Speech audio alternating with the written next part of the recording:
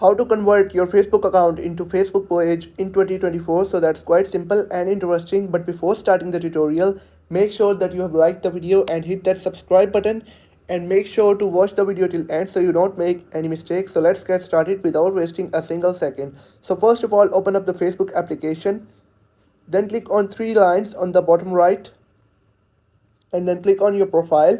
Once you're on this page, you'll have to click on three lines. Now you can see I have got 993 friends. First you will have to click on three lines next to add to story.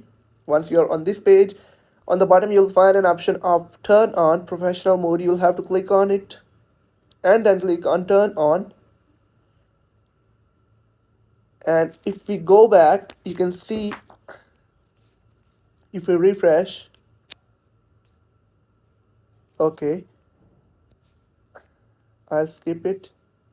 And now if we reopen the Facebook application and go to our profile, you can see my friends are converted into my followers, and my Facebook profile is being converted to my Facebook page where I can find my dashboard and all the things, reach and engagement. So that's how you can easily convert your Facebook profile into Facebook page in 2024.